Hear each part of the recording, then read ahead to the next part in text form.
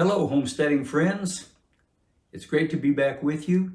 And today we're going to be talking about a topic that you brought up. I'm very busy. It's 2022 in the summertime, and we're answering lots and lots of calls. People are feeling a real sense of urgency to get their homestead going or get it operational because they see problems coming that might cause them a lot of trouble in terms of being able to get the things they need just for everyday life. What I see often is that people tend to panic. They get themselves in a situation where they feel they're just stuck. They don't know which way to move. And I think I have something that may help you. AbundaCulture was built on 5 simple ideas: shelter, energy, food, water, and sanitation. The way I came up with that is I work for a missionary agency that sent me all over the world to the third world countries that really were the poorest countries in the world. And my job was to figure out a way to alleviate the poverty that I saw, a way to help people out of the mess that they found themselves in. And I studied this for a long time, and I looked and looked and looked at it. And then, of course, the reason I became a missionary was I had already built this off-grid house here. And when people came and saw it, they said, man, that'd be great for missionaries who are going to very hard places. So I have a little experience in organizing and building a homestead. And I'd like to give you some free advice that maybe will help you so that you're not just stuck. You're not in a panic. You're not just swirling around, not getting anything accomplished. So let's focus on these 5 different things. If you have these 5 things, you get to live like a human being. And I believe that that's what God wants for people. He designed a world that is abundant. And if you'll focus on these 5 things, you'll be able to enjoy life. Let's say what they are again: shelter, energy, food, water, and sanitation. If you just look at each one of those things and spend your time working in those areas, you'll find yourself focused. And when you focus, you can get this problem solved. Our homestead is relatively simple, and I recommend that you try to keep it simple, particularly if you're starting at this late date. The problems that we see coming seem to be pressing down hard on us, and I think that they'll be arriving very soon. I think we may see food shortages this fall. And so I would spend my time in these key areas, and I would avoid getting distracted with a lot of projects that don't focus on these things. So the first thing, obviously, that you're going to need is to get your shelter to a point where it's very functional. You'll be able to stay warm in the winter. You'll be cool in the summer. You won't be spending all your time just trying to keep that place from falling in on you. So do what you need to do to make your shelter functional. At this point, don't get too focused on all the little things that make a place beautiful. I believe in beauty. I believe that God designed the world to be beautiful.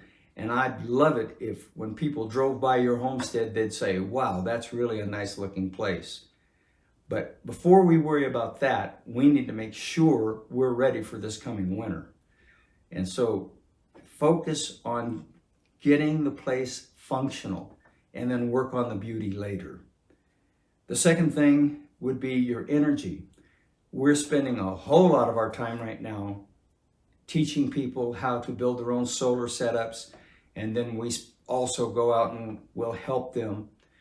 There's a lot of information in the Abunda Culture training manual, and it'll tell you exactly how you can start your simple solar setup. And you're welcome to call me, and I'll walk you through that. I can also recommend to you some vendors that I like very much. I do not sell anything.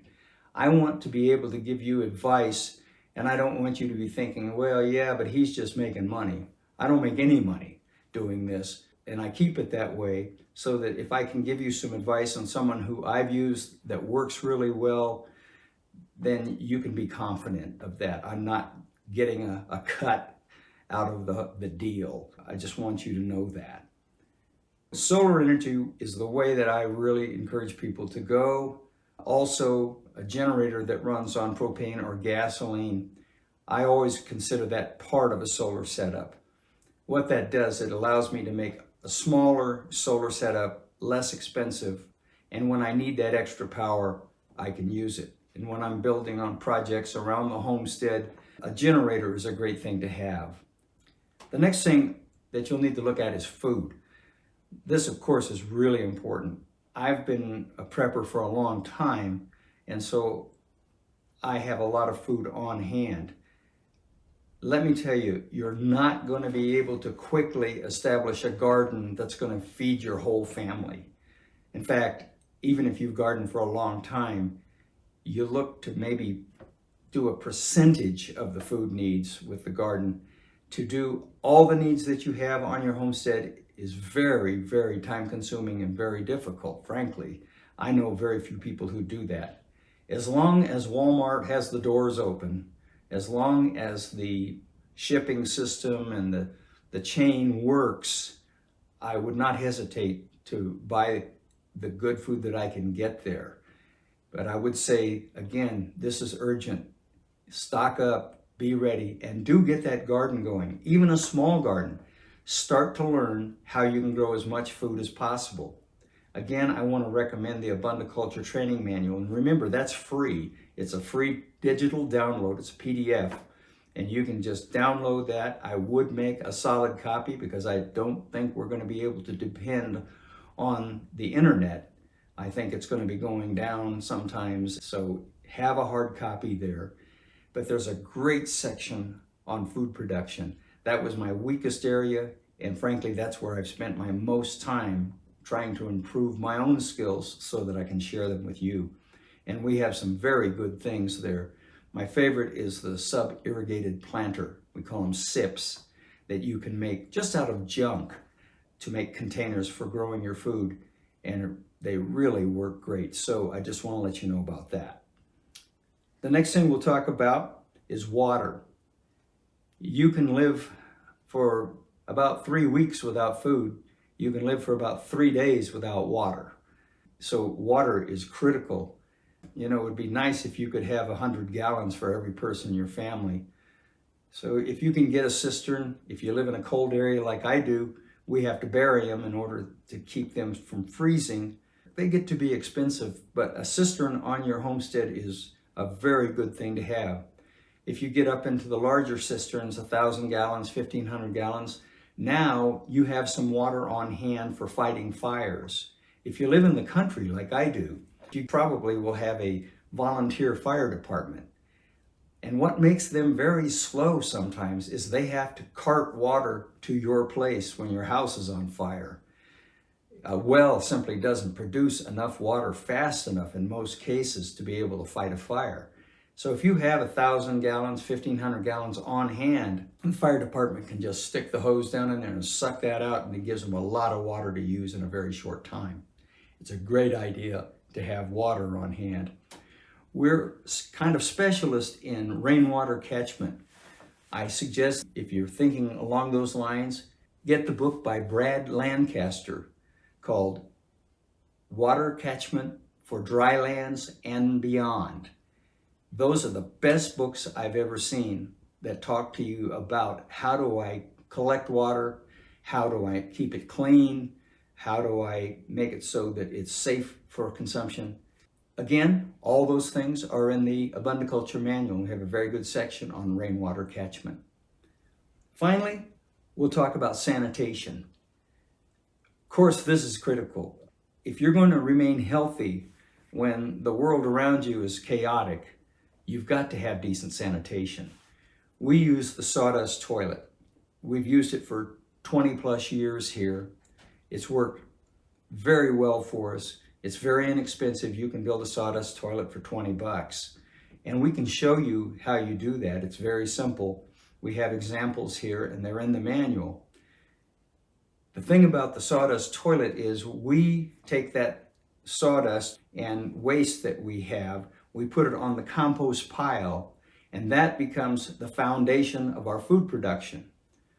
And a lot of you are going, ew, ew, can you do that? Is that safe and sanitary? Yes, with a caveat. You must compost anything that you're going to use on the garden for at least 1 year. 1 year. And that's the way that God takes out the bad germs that could make you sick. The microbes that are there will naturally decompose, and that's what compost is. And what you'll end up with is something that's clean and safe, and the plants will love it, and that will increase your yields of food, and you'll be very successful as a gardener. Well, those are the 5 things that you need to think about. As I said, it's easy to get overwhelmed. Getting a homestead ready for anything is a big job. And if you're spinning around in circles and you don't really know what direction to go first, you may not get the job done. So by using these 5 things, let's say them one more time: shelter, energy, food, water, and sanitation. If you can get those things squared away, then you have a very good chance of being able to survive just about whatever is going to be thrown at you in the future. If you need any help, you can contact me via the phone, you can contact me via email. All that information is in the training manual, which again is free. So we welcome you to give us a call. We spend a lot of our day talking to people, kind of walking them through different projects that they're doing. We also can get with you via Zoom and actually show you how to do different things. We also have our AbundaCulture YouTube channel, and we already have many of the things that we do chronicled there so that you can see how everything goes together, and it's very useful. So we're here to help. Let us know if we can help you, and please keep your eyes on the sky, because he can come back any minute. Yes, we're all in a master plan, though the things we do are just grains of sand. When these things are touched by the master's hand, then our lives turn into mountains in a master plan.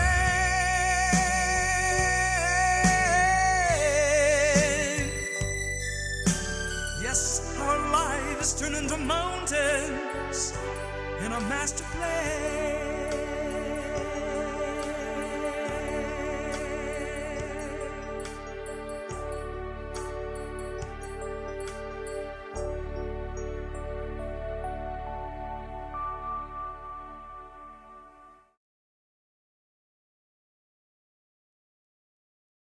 Well, let's get this orange sphere out behind you. Yeah, that's a ducky, ducky, quack, quack.